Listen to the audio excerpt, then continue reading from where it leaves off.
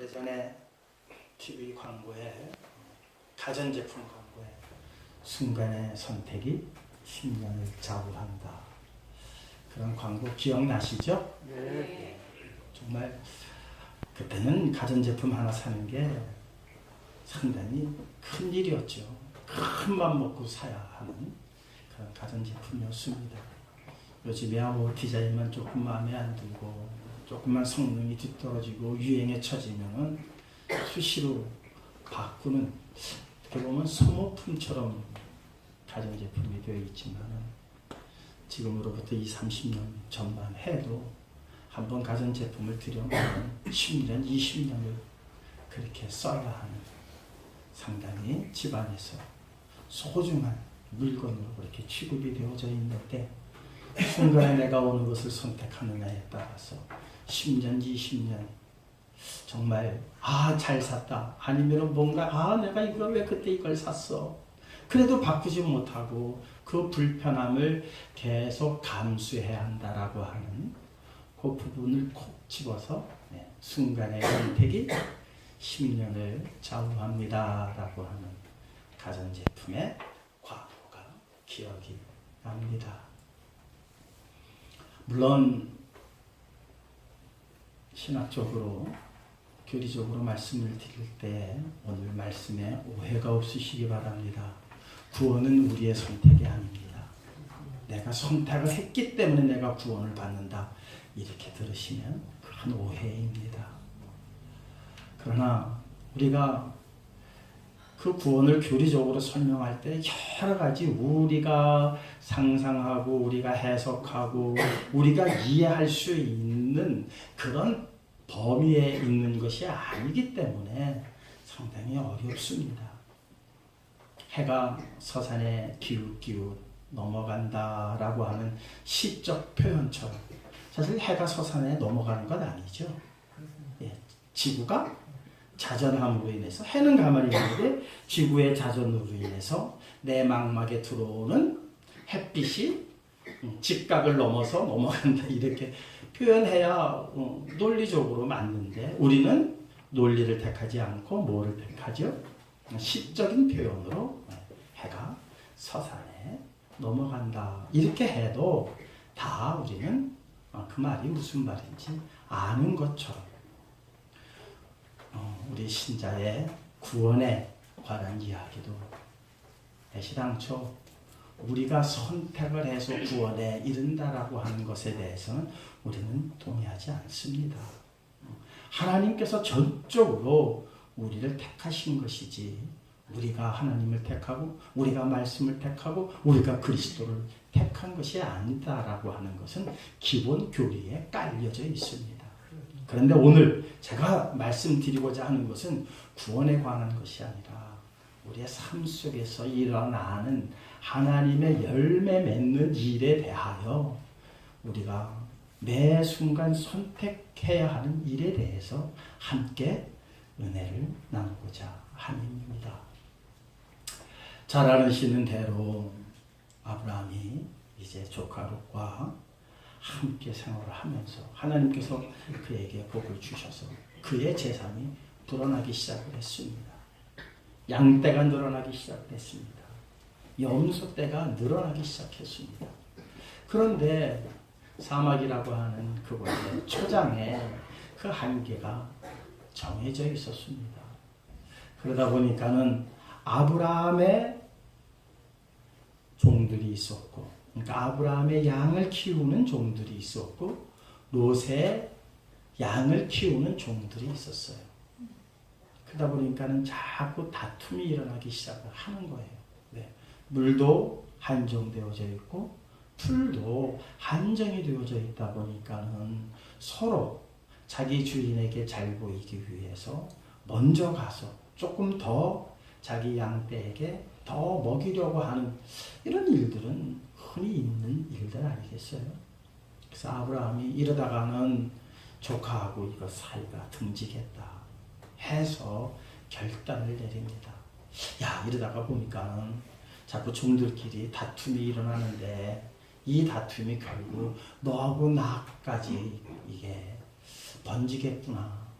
그러니 오늘 우리 결단하자. 너하고 나가 미래를 위해서 헤어지는 게 좋겠다. 그 대신 선택권을 내가 너에게 줄 테니 네가 먼저 좋은 곳을 선택하도록 하라.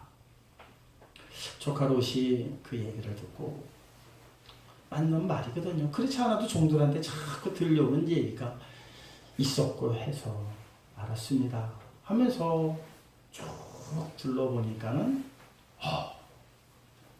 하나님의 여호와의 동산 같고 애굽 땅 같은 아름다운 땅을 보게 된 거예요. 그게 소돔과 고모라 땅이에요. 그런데 조카 롯은 에덴 동산을 본 적이 없어요. 여호와의 그 동산을 본 적이 없거든요. 그런데 오늘 본문에는 뭐라고 그러죠? 여호와의 동산 같고 그 애굽 땅의 그 아름다움, 애굽 땅의 풍부함, 그 곡창지대에서 나는 그 소산물에 대하여서는 롯도 너무나도 잘 알고 있었죠. 그런데 여호와의 동산은 한 번도 본 적이 없는데 롯이 뭐라고 한다? 여호와의 동산 같고. 이거는 들어서 아는 거겠죠. 조상들로부터 계속해서 들려준 얘기, 에덴 동산의 그 아름다움, 에덴 동산의 풍성함, 이런 것들에 대해서 아마 후손들에게 계속 구전으로 내려왔던 것 같습니다. 그 에덴 동산의 아름다움을 무엇과 연결을 시켰는가 봤더니 애굽 땅과 연결을 시켰던 거예요. 여호와의 동산 같고 애굽 땅과 같았더라. 그래서 롯이 어디를 선택합니까? 요단 동쪽 수알과 고모라 그 땅으로 그는 선택을 하고 장막을 그쪽으로 옮겨가기 시작을 했습니다. 아브라함도 내심 어디가 좋았을까요? 소돔과 고모라가 좋았겠지요. 그런데 롯과 아브라함의 차이가 있었으니 눈에 보이는 아름다운 것을 아브라함은 집중하지 않았고 그 안에 역사하시는 하나님의 손길이 어떠한가에 대하여 관심이 있었다는 사실이에요. 그 사실이 이 이후에 나타나는 내용으로 봐서 우리가 넉넉하게 짐작할 수가 있습니다. 롯이 절대로 잘못 선택한 것 아닙니다. 왜? 나 같았어도 그쪽을 선택했을 거니까요. 그런데 뭘 못 봤느냐? 그 뒤에 역사하시는 하나님의 손길을 보지 못했을 뿐입니다. 그리고 하나님을 의지하면서 살아가려고 하는 그런 마음을 갖지 못했다는 겁니다. 눈에 보이는 아름다움에 취해서 하나님께서 그렇게 만드시고 그렇게 허락하심을 감사하지 못했다는 겁니다. 그 아름다움 자체가 문제가 있던 게 아니었습니다. 왜? 여호와의 동산 같았으니까. 문제는 그 다음부터 일어나고 말았습니다. 우리 그 다음부터 일어난 일에 대해서 성경은 이렇게 말씀하고 있습니다. 하나님께서 소돔과 고모라가 죄악의 과정함으로 인해서 하나님께서 심판하시기로 작정하셨습니다. 사실 소돔과 고모라만 죄악으로 가득한 건 아니었습니다. 반대편 쪽에 사는 나라들도 하나님을 알지 못하는 민족들이 많이 있었습니다. 아브라함은 그들과 교역을 하면서 살아야 되고 아브라함은 그들과 서로 거래를 하면서 살아야만 했습니다. 그럼에도 불구하고 성경이 소돔과 고모라에 대해서 유독 죄악이 관영한 도시라고 꼽았던 이유는 다름이 아니고 그곳에 들어간 롯의 삶이 하나님 보시기에 합당하지 않았기 때문입니다. 그런데 보세요. 오늘 창세기 19장 8절을 한번 우리 함께 읽어보실까요? 예. 그 땅을 심판하시기 위해서 하나님께서 두 천사를 보내셨습니다. 보내셨을 때의 롯의 반응입니다. 롯이 어떤 반응을 했는가? 창세기 19장 8절은 이렇게 기록을 하고 있습니다. 함께 읽겠습니다. 내게 남자를 가까이 하지 아니한 두 딸이 있노라.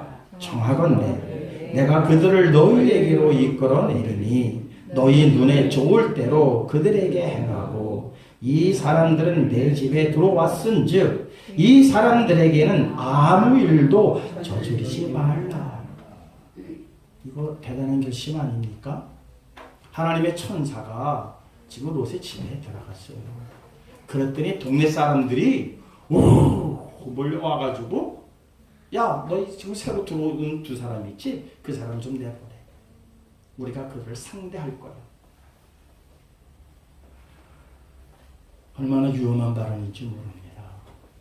그런데 거기서 롯이 반응한 이 반응은 오늘 이 시대에 우리도 흉내낼 수 없는 아주 대단한 결심입니다. 누구를 보호하기 위해서?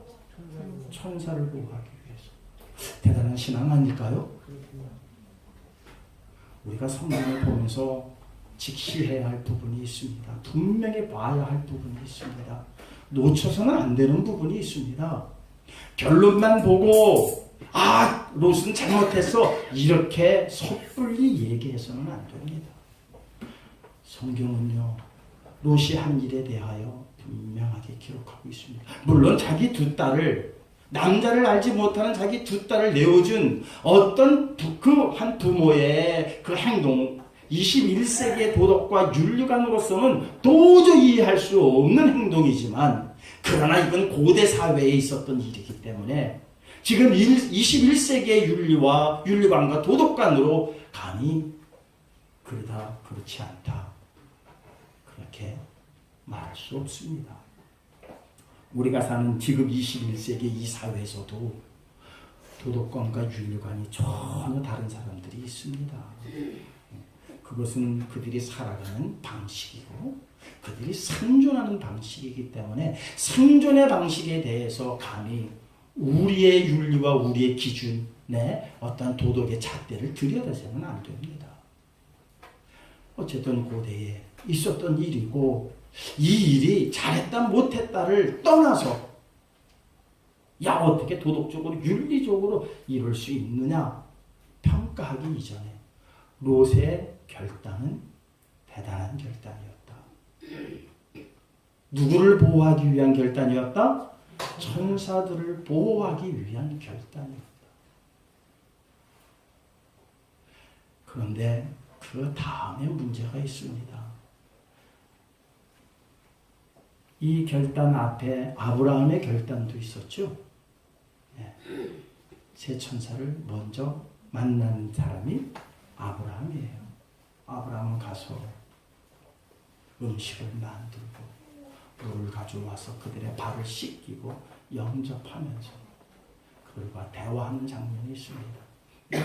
고대 사람들은요 이렇게 손님에 대해서 손님이 오면은 손님을 대접하는 일에 상당히 정성을 들였던 시대라는 걸 우리는 알 수가 있습니다.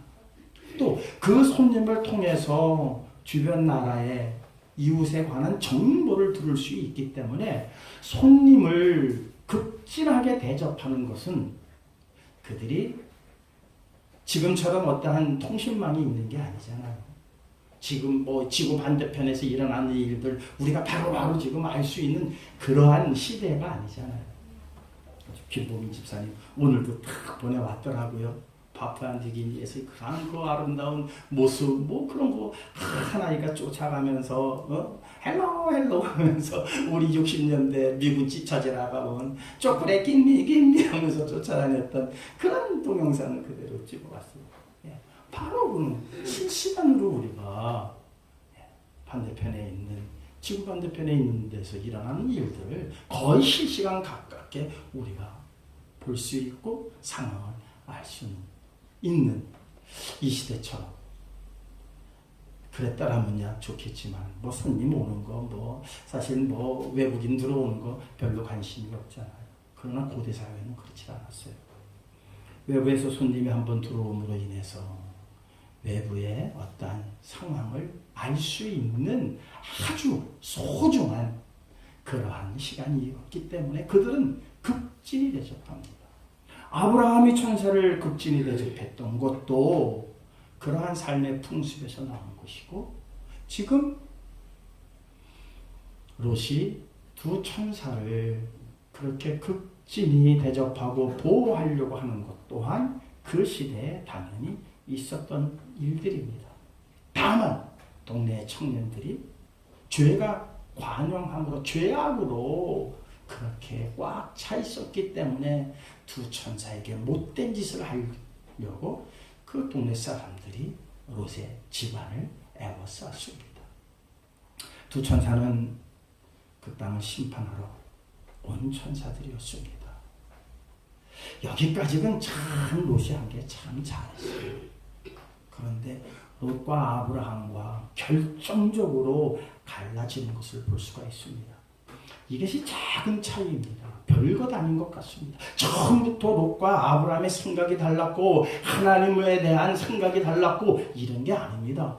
그 땅을 봐도 여호와의 동산처럼 받고 천사를 영접하는 일에 있어서도 자기 딸들을 내어줄지언정 천사들을 보호해야 되겠다라고 하는 롯의 마음은 어떻게 보면 우리가 높이 평가해야 할 믿음의 한 모습일 수도 있습니다. 그런데 문제는 그 다음부터 문제가 되기 시작을 합니다. 천사가 하나님의 심판에 대해서 얘기를 하고 롯에게 말합니다. 너는 빨리 가족들과 더불어서 무엇하라? 도망가라. 저 산으로 도망가라. 우리 창세기 19장 15절에서 16절 우리 기록한 것 함께 읽겠습니다. 동틀 때에 천사가 롯을 재촉하여 이르되 일어나 여기 있는 내 아내와 두 딸을 이끌어 내라.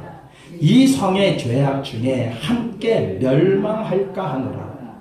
그러나 롯이 지체하매 그 사람들이 롯의 손과 그 아내의 손과 두 딸의 손을 잡아 인도하여 성 밖에 두니 여호와께서 그에게 자비를 더하시리로다. 그래도 아브라함의 기도가 있었기 때문에 하나님께서 롯을 구원하시기 위해서 강제로라도 그의 손을 끌어서 그 소돔과 고모라 상에서 끄집어냅니다. 그런데 롯은 어떤 반응을 보였습니까? 지체하네. 머뭇거렸다는 겁니다. 왜 머뭇거렸죠? 그곳에 있는 재산이 아까웠기 때문입니다. 그곳에서 살았던 그 삶이 그리웠기 때문입니다. 그 전까지는 다 괜찮았습니다. 하나님 보시기에 칭찬받을 만한 행동들을 했습니다. 우리의 믿음의 여정 또한 한번 이 부분을 놓고 적용을 해봐야 합니다. 믿음 생활 우리 평상시에 잘하고 조금의 위험에 노출되어 있을 때 나와서 기도하고 여기까지는 문제가 되지 않습니다. 그러나 결정적인 순간 하나님께서 말씀하실 때 과연 나는 지체 없이 그 말씀에 순종하는가 아니면 머뭇거리는가, 뭔가 미련이 남아서 하나님의 말씀을 조금은 외면한 채 뭔가 다른 일이 일어나기를 기다리고 있지는 않는가. 절대로 롯이 믿음의 밖에서 생활했던 사람이 아닙니다. 하나님을 알지 못하는 그러한 삶을 살았던 사람이 아닙니다. 그럼에도 불구하고 그의 잘못은 어디에 있었느냐? 아브라함과 비교했을 때에 그 작은 차이 하나, 아브라함은 즉시 결단을 했고 롯은 머뭇거렸다는 사실입니다. 이 작은 차이 하나가 얼마나 그 끝이 달라지는 줄 아십니까? 성경은 그것을 우리에게 일러주고 있습니다. 그거는 이제 결론적으로 결론 부분에 가서 제가 말씀을 드릴 것이고요. 그 다음에 또 롯이 잘못하는 부분들을 성경은 창세기 19장 35절에서 38절에 두고 있습니다. 그렇게 잘못했던 그 롯은 두 딸에게도 잘못된 교육을 합니다. 그 잘못된 교육은 롯이 한 게 아닙니다. 소돔과 고모라에서 흔히 일어났던 일들을 그냥 그대로 보고 답습한 결과가 바로 창세기 19장 35절에서 38절에 기록되어져 있는 내용입니다. 이것은 그 시대에 있었던 일들입니다. 한번 우리 함께 읽겠습니다. 그 밤에도 그들이 아버지에게 술을 마시게 하고 작은 딸이 일어나 아버지와 동침하니라. 그러나 아버지는 그 딸이 눕고 일어나는 것을 깨닫지 못하였더라. 롯의 두 딸이 아버지로 말미암아 임신하고 큰 딸은 아들을 낳아 이름을 모압이라 하였으니 오늘날 모압의 조상이요. 작은 딸도 아들을 낳아 이름을 벤암미라 하였으니 오늘날 암몬 자손의 조상이었더라. 자, 여기서 도덕과 윤리를 따지지 마십시다. 그러나 이 일은 소돔과 고모라에서 배운 그대로였다는 겁니다. 하나님의 말씀 속에서 믿음의 어떠한 자손으로 교육시키지 못하고 그냥 소돔과 고모라가 가르치는 교육의 방식에 그들을 그대로 노출시켜 놨다는 겁니다. 그러니 도망 나와서 주변의 사람들을 먹고 후손은 생산해야 되겠고, 그들이 두 딸이 생각한 것은 아버지를 술 취하게 해서 아버지와 동침해서라도 후손을 이어가야 되겠다, 대를 이어가야 되겠다 해서 낳은 아들들이 있었으니 모압과 암몬입니다. 지금의 사해 옆으로 요르단이라고 하는 그 지역의 조상들입니다. 그 일로 인해서 얼마나 이스라엘과 지금 다툼, 분쟁의 결과를 어느 때 만들어냈습니까? 롯이 만들어내고 말았다는 사실입니다. 그러나 아브라함은 어땠는가? 창세기 18장 32절은 이렇게 기록하고 있습니다. 함께 읽겠습니다. 아브라함이 또 이르되 주는 노하지 마옵소서. 내가 이것만 더 알으리. 거기서 신명을 찾으면 어찌하려 하시나이까? 이르시되 내가 신명으로 말미암아 멸하지 아니하리라. 이 내용은 상당히 길죠. 제가 32절만 기록을 했습니다. 처음에 몇 명서부터 시작합니까? 50명서부터 시작을 합니다.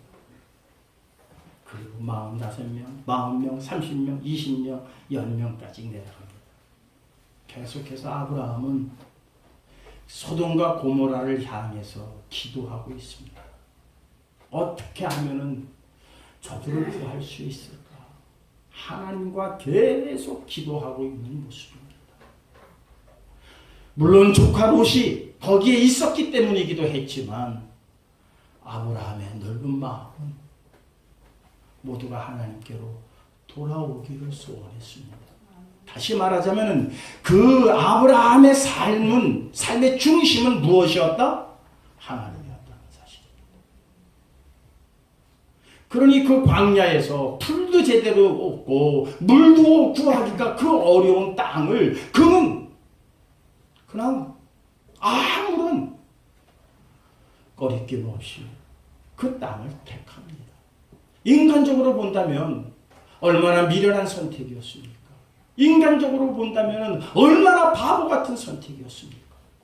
그러나 그는 보이는 것에 의존하지 않고 보이지 아니하는 하나님을 중심으로 해서 살았기 때문에 광야가 두렵지 않았다는 사실입니다. 지난 금요일날 우리 함께 새벽에 은혜를 나눈 내용이 있습니다. 어느 목사님이 신문에 기고를 한 내용이더라고요. 저도 그것을 보고 너무 큰 은혜를 받았어요. 시편 121편 다윗의 시입니다. 얼마나 하나님께 큰 영광을 드리는 시인지 모릅니다. 그 내용을 어떻게 썼을까? 다윗이 본 산은 도대체 무슨 산일까? 아마 그 목사님 그것을 추적을 해보는 모양이에요. 사실 미국의 로키 산맥으로 쭉 내려오는 엄청난 산이 미국에 있습니다. 거기에 가보면은 또 레이크 루이스라고 하는 큰 호수가 있습니다. 그 호수의 아름다움이 대단해서 거기 왔던 사람들이 많은 유명한 시를 남기고 많은 작품들을 남겼다고 그래요.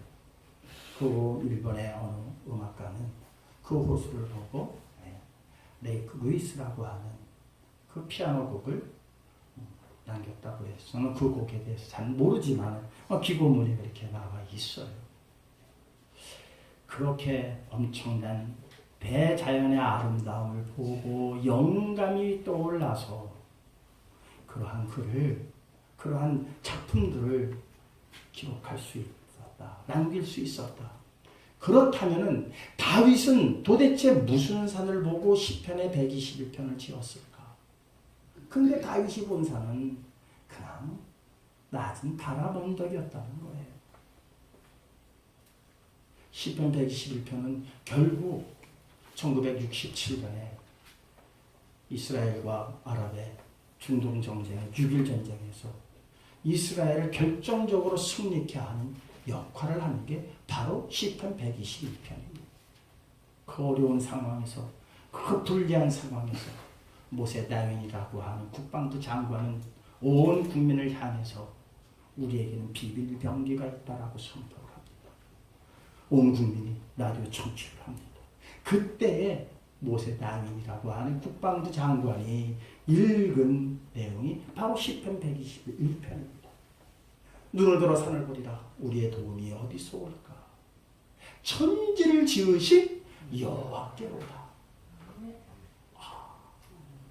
얼마나 그들이 아무리 우리를 에워싸고 우리를 넘어뜨리려고 한다 할지라도 우리는 누구의 도움심을 받는다? 천지를 지으신 여호와의 도움을 받는 민족이다. 이 소리예요. 온 국민이 일어납니다. 불과 몇 안 돼요. 200만도 안 돼요. 병력으로 따지자면요 10만, 20만 병력이 안 됩니다. 그런데 중동의 연합군 병력은 250만 병력입니다. 병력 자체에서도 이미 10대 1입니다. 무기로서도 상대가 되질 않습니다. 근데 모세 다윈이 시편 121편을 읽음으로 인해서 온 국민이 일어나고 해외에 나가 있던 모든 유학생들이 이스라엘로 들어옵니다. 그러나 아랍 연합군들의 그 나라들의 유학생들은 조국에서 전쟁이 났다는 소리를 듣고 다 도망갑니다. 이미 싸움의 성패는 여기서부터 갈려집니다. 놀라운 기적들이 일어나기 시작했습니다. 온 국민이 합심함으로 그 전쟁에 대항했을 때 아무리 인간의 힘이 대단하다 할지라도 이 싸움은 되지 않는 싸움입니다. 온 외신이 안 된다라고 다 그렇게 못 박았습니다. 그런데 기적이 일어나기 시작했습니다. 그 중동의 연합군들이 다 그냥 도망갑니다. 그냥 도망갑니다. 6일 만에 이 전쟁은 끝이 나고 말았습니다. 대승을 거뒀습니다. 이후로 이스라엘을 어찌할 수 없는 나라의 존재로 만들어 놓고 말았습니다. 그 시가 어떻게 도대체 다윗은 어떤 산을 보고 썼을까? 헐몬산을 보고 썼을까? 제가 물어봤습니다. 우리 조강부사님한테 이번에 이스라엘 갔다 왔으니까 이스라엘에 어떤 산이 있길래 그래? 도대체 다윗이 본 산은 어떤 산이야? 사실 이스라엘은 그렇게 자랑할 만한 산이 없습니다.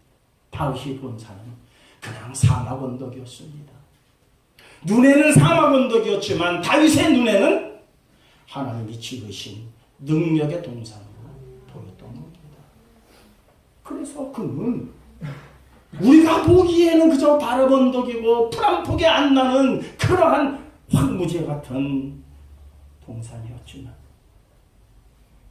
다윗의 눈에는 하나님의 손길이 함께하는 산으로 보였고 그는 그 찬양의 시를 올렸고 그 찬양의 시는 후대에 온 이스라엘 민족을 하나로 만드는 능력의 시가 되었습니다. 눈에 보이는 것에 우리의 마음이 빼앗겨서는 안 됩니다. 우리가 봐야 하는 것은 하나님의 손길이 함께하고 있느냐. 함께하고 있지 못하다면 하나님, 이곳에 하나님의 손길이 있기를 원합니다. 그렇게 구해야 되지 않겠습니까? 아브라함처럼 의인이 50명이 있다면 그 의인 50명을 그 악인들 때문에 함께 멸하시겠습니까? 하나님이 양보하십니다. 내가 그렇게 하지 아니하나. 40명이요, 30명이요, 20명이요. 아브라함은 끈질기게 소돔과 고모라가 하나님께 돌아오기를 기도했다는 사실입니다. 그러한 아브라함이 하나님 앞에 조카 롯과는 달리 어떠한 반응을 보이는가? 우리 창세기 22장 2절에서 3절의 말씀 함께 읽도록 하겠습니다. 하나님께서 아들 이삭을 바치라고 할 때 그 상황을 창세기서는 이렇게 기록하고 있습니다. 함께 읽겠습니다. 여호와께서 이르시되 내 아들 내 사랑하는 독자 이삭을 데리고 모리아 땅으로 가서 내가 내게 일러준 한 산 거기서 그를 번제로 드리라. 아브라함이 아침 일찍이 일어나 나귀의 한 장을 지우고 두 종과 그의 아들 이삭을 데리고 번제에 쓸 나무를 쪼개어 가지고 떠나 하나님이 자기에게 일러주신 곳으로 가더니. 자, 보세요. 지금 롯은 머뭇거렸습니다.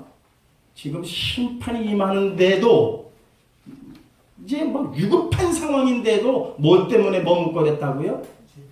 재산 때문에. 거기에 내 삶의 전부가 있기 때문에 그는 머뭇거렸어요. 아브라함은요 100세에 얻은 아들 이삭을 하나님께서 번제로 드리라고 합니다. 누가 머뭇거려야 됩니까? 아브라함이 머뭇거려야 될 것 아닙니까? 그런데 아브라함이 머뭇거리나요? 아침 일찍이 일어나. 머뭇거림이 없습니다. 머뭇거리질 않습니다. 사랑하는 성도 여러분, 하나님이 말씀하실 때 머뭇거리지 마시기를 주님의 이름으로 축원합니다. 하나님 중심으로 살 때 우리는 머뭇거리지 않을 것입니다. 신자라고 하는 옷은 입었으나 세상을 중심으로 해서 살면 머뭇거릴 수밖에 없습니다.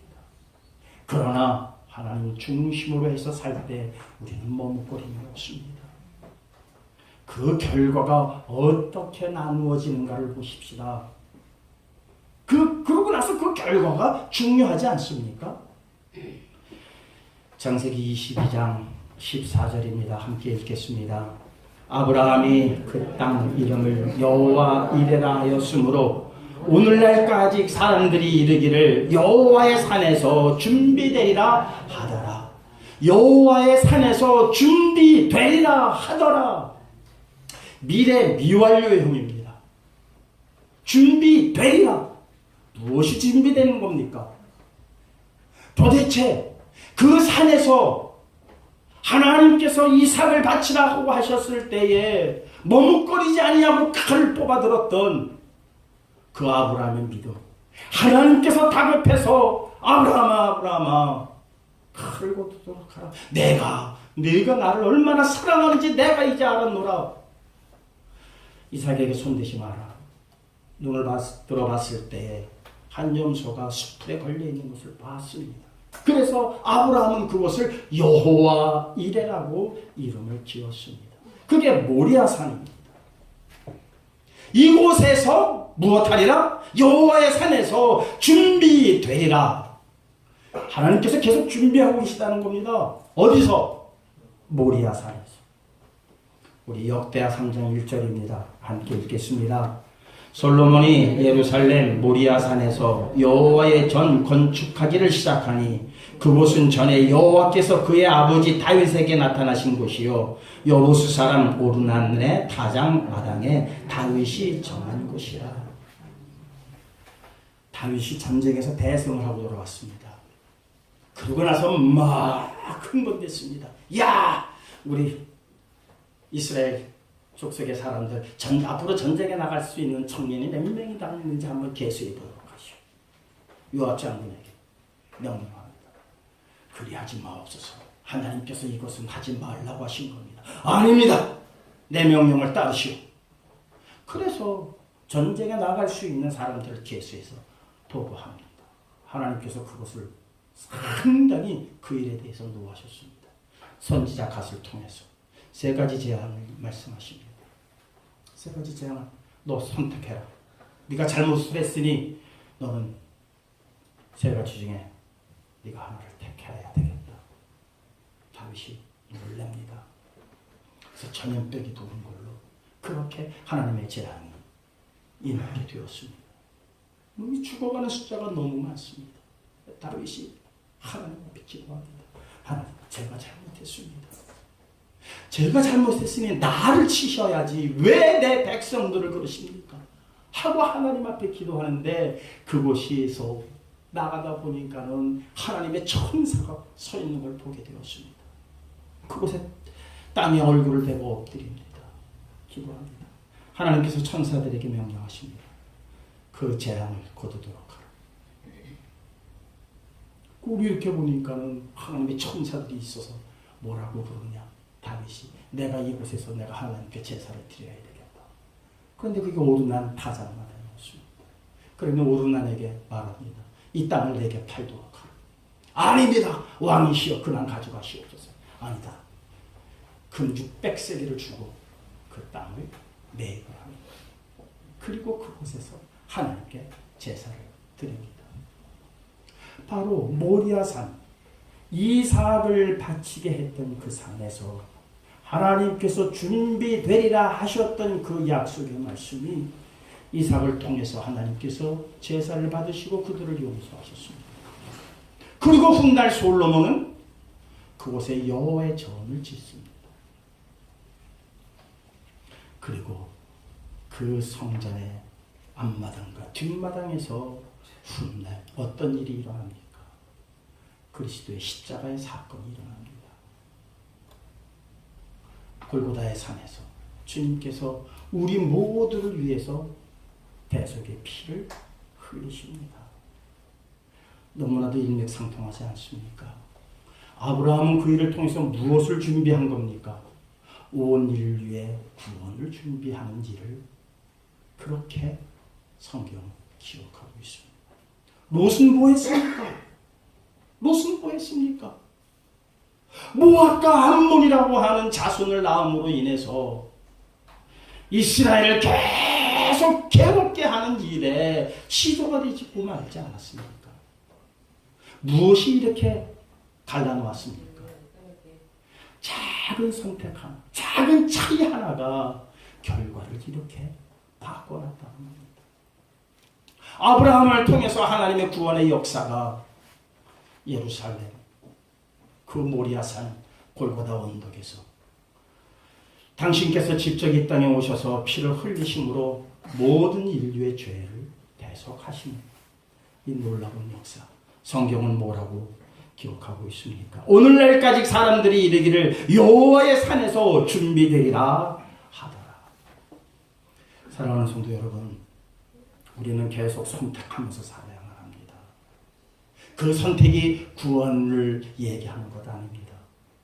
하나님께 내가 얼마나 기쁨의 열매를 맺혀드릴 수 있는가의 문제를 생각해 본다면 내 눈에 보이는 대로, 내 마음이 가는 대로, 내 생각되는 대로 그렇게 선택할 일이 아니라 하나님이 무엇을 기뻐하실까? 하나님이 어떤 일들을 좋아하실까?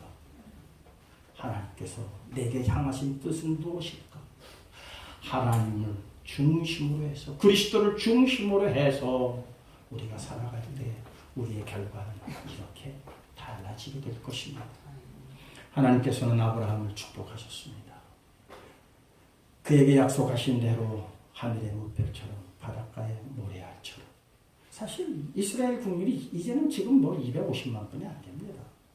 지금 중국 인구가 16억인데요. 그럼 뭐 어떻게 그 숫자에 비한다면 뭐 하늘의 물결처럼 바닷가의 모래알처럼. 아닙니다. 예수 그리스도를 통한 예수 그리스도를 믿는 크리스찬들의 수가 어떻게 되리라? 바닷가의 모래알처럼 하늘의 물결처럼 많아지리라.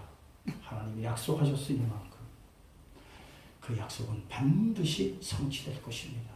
아무리 이런저런 모양으로 기독교가 핍박을 받고 기독교가 공격을 당하고 기독교 멸살 정책을 핀다 할지라도 하나님이 하시겠다는데 누가 감히 막을 수가 있겠습니까? 우리만 하나님 중심으로 해서 살아나간다면 여러분들을 통해서 하나님께서 이 놀라운 역사를 이루실 것입니다. 기뻐하시고 감사하시고 영광 돌리며 나아가실 수 있는 저와 여러분들 되시기를 주님의 이름으로 축원합니다.